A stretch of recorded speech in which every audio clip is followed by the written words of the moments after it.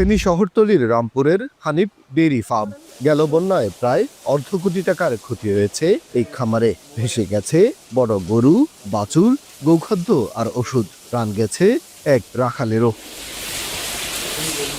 ছাগলনাইয়ার জাহানেগ্রো ফার্মের ক্ষতি ছাড়িয়েছে কোটি টাকা। জেলার শতাধিক খামারি একই পরিস্থিতিতে পড়েছেন। তবুও ঈদুল আজহাকে কেন্দ্র করে শেষ চেষ্টা চালিয়ে যাচ্ছেন তারা। আমার গত বন্যা আমার এখানে 7টা গরু মারা গেছে, আমার একটা খামারে স্টাফ মারা গেছে, পানির স্রোতে ডুবে মারা গেছে। ক্ষয়ক্ষতির কোনো শেষ নেই। সীমান্তবর্তী যদি গরুগুলা একাধারে ঢুকতে থাকে তাহলে প্রান্তিক কৃষক থেকে শুরু করে আমরা এই খামারি লেভেলের খামারি পর্যায়ে যারা আছে সবাই একটা ক্ষয়ক্ষতির সম্মুখীন হবে। আমরা যারা ক্ষুদ্র পরিসরে খামারটা করেছি আর দীর্ঘদিন আজকে 7-8 বছর পরিশ্রম করে দাঁড় করিয়েছি, আমরা আমাদের সবটুকু পুঁজি দিয়ে এই ব্যবসাটা আমরা রান করি। এদিকে গোখাদ্যের বাড়তি দাম ও লোডশেডিং এর কারণে বেড়েছে উৎপাদন খরচ। ফলে ক্ষতিতে পড়ার শঙ্কা করছেন ক্ষুদ্র ও মাঝারি খামারিরা। দানাদারের প্রতি বস্তুতে আগেছে ধরেন 200-250 করে বাড়ি গেছে। তারপরে আপনার কারেন্টের ঠিক মতন কারেন্ট থাকে না, কারণ ঘন আইয়ে ঘন যা ঠিক মতন টাইম টু টাইম করে খাবারতে পারি না, কাগজ তুলতে পারতে পারি না।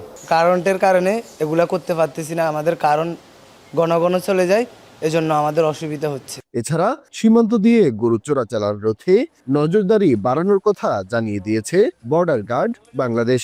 ঈদুল আজহাকে ঘিরে রেখে আমরা আমাদের এই সীমান্তে টহল তৎপরতা বৃদ্ধি করেছি, যাতে অবৈধ পণ্য না আসে, এবং আমরা জোরদার করছি যাতে কোনোভাবেই একটি গরু পর্যন্ত না আসে অবৈধভাবে।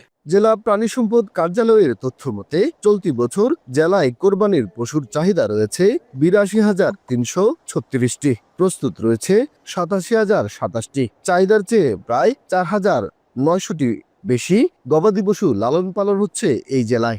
ফেনীর মানুষ এই দুর্বিষহ বন্যা মোকাবেলা করে তারা এই যথেষ্ট পরিমাণ পশু কোরবানির জন্য প্রস্তুত করেছে।